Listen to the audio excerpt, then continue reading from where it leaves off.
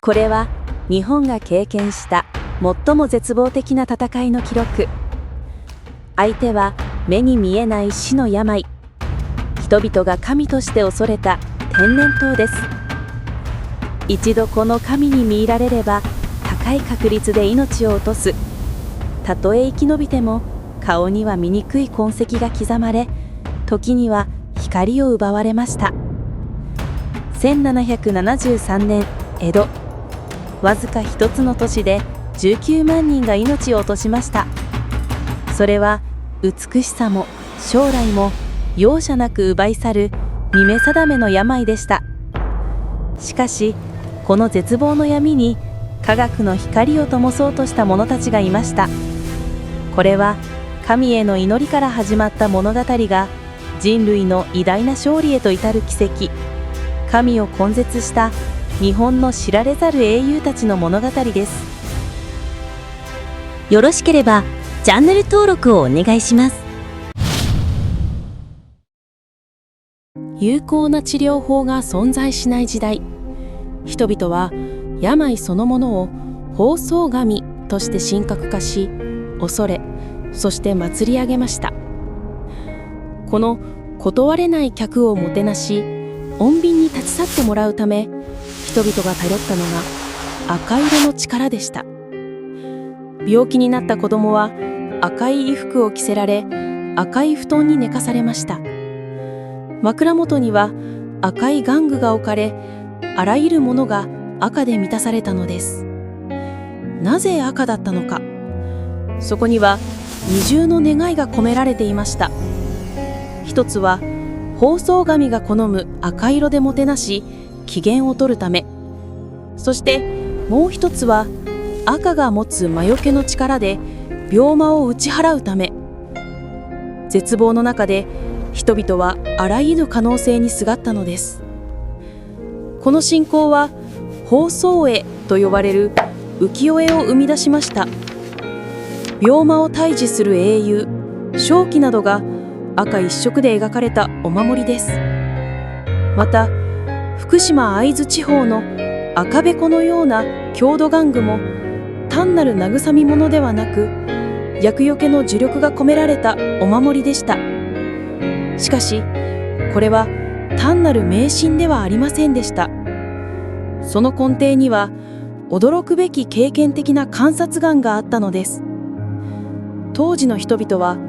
発疹が鮮やかな赤色であれば軽症で、黒ずんだ色になると重症化する危険な兆候だと経験的に知っていました。つまり患者の周りを赤で満たすことは、良好な経過の象徴である赤い発疹を人為的に作り出し、病を良い方向へ導こうとする一種の類観呪術だったのです。祈りや儀式が主流だった時代、一人の地方医師が病への能動的な介入という革命的な一歩を踏み出します。その名は緒方俊作。知識は中国から長崎を経由してもたらされていました。天然痘患者のかさぶたの粉末を鼻から吸引させ、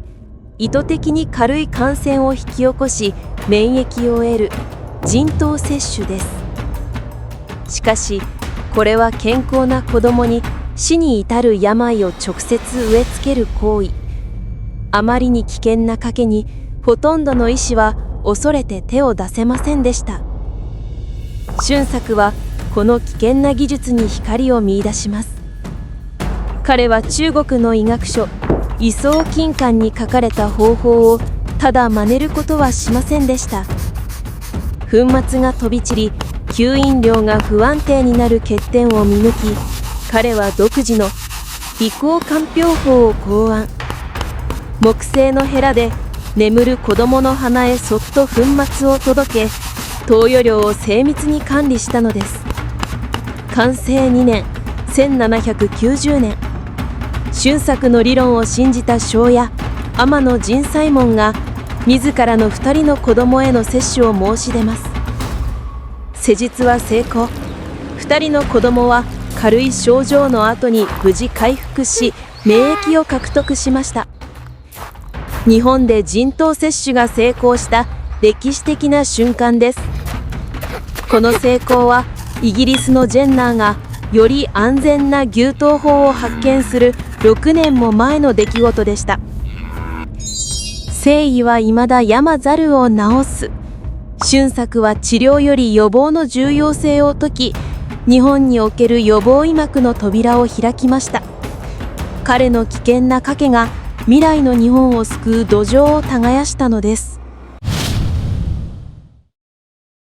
俊作の挑戦から6年後、イギリスでエドワード・ジェンナーがより安全な牛痘、すなわちワクチンを発見します。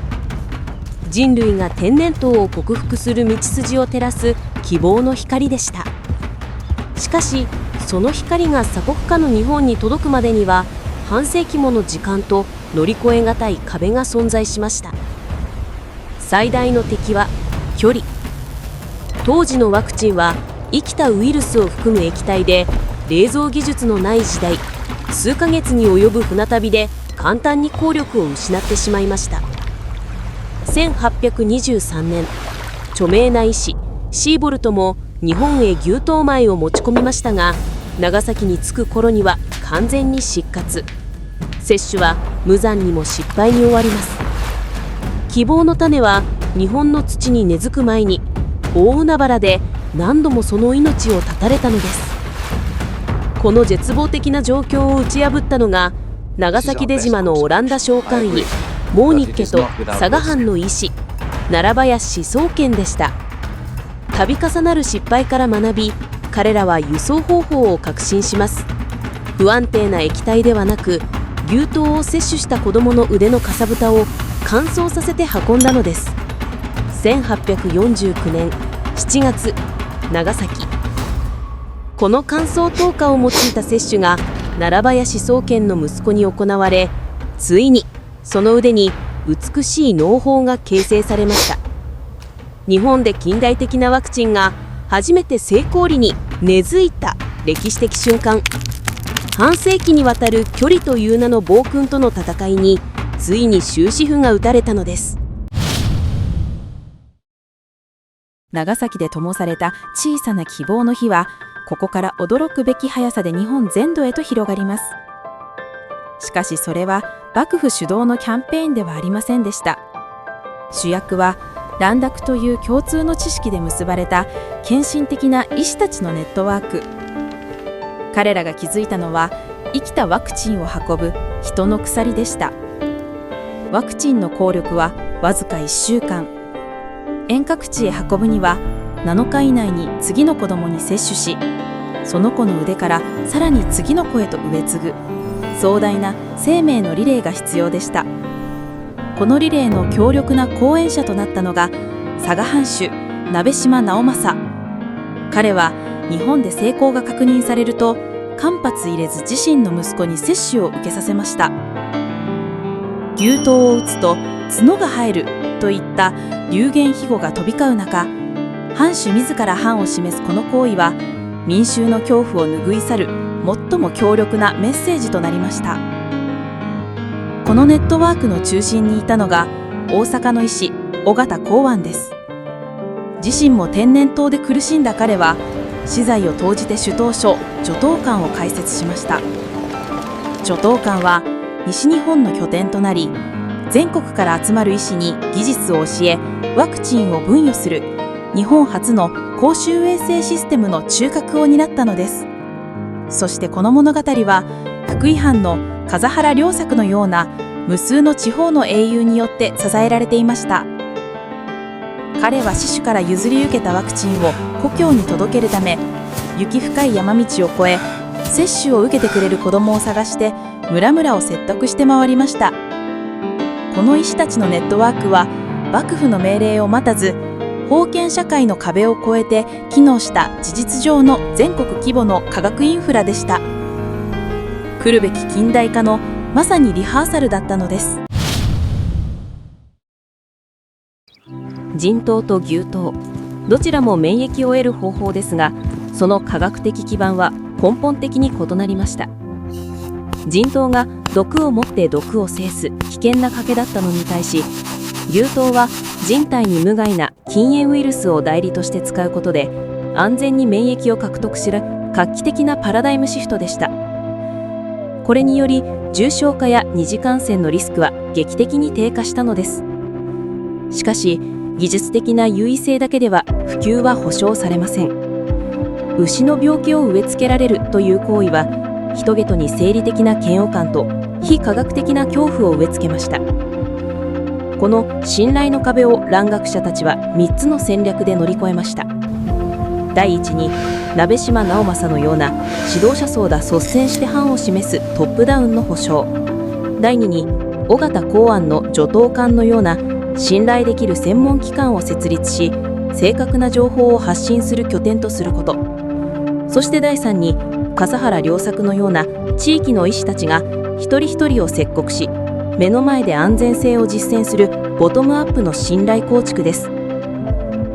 各地に作られた助刀官や指導所は日本初の公衆衛生機関へと発展していきました。江戸に作られたお玉ヶ池指導所は後の東京大学医学部の前身となります。天然痘との戦いは病が個人の問題ではなく社会全体で予防・管理しべき公衆の問題であるという近代的な思想を日本に根付かせました。赤い布に神の機嫌を伺っていた人々がやがて列をなし我が子に科学の種を植え付ける。この劇的な変化こそ日本の天然痘との戦いの物語です。尾形俊作が危険な一歩を踏み出しモーニッケと奈良林宗賢が海の向こうから希望を運び、そして尾形公安をはじめとする無数の医師たちが人の鎖で日本全土に命のバトンをつなぎました。この物語は医学の進歩が知識を共有するコミュニティの力であること、そして新しい技術は社会的な信頼なくしては成り立たないことを我々に教えてくれます。恐怖から儀式が生まれ、観察から科学が、そして協力から未来が築かれる。放送神が猛威を振るった時代から WHO が天然痘の完全根絶を宣言するまで、これは人類の勝利の序章に過ぎません。ご視聴ありがとうございました。今回紹介した内容について皆さんはどう思いましたか？ぜひご意見や感想をコメントで教えてください。よろしければチャンネル登録と高評価もお願いします。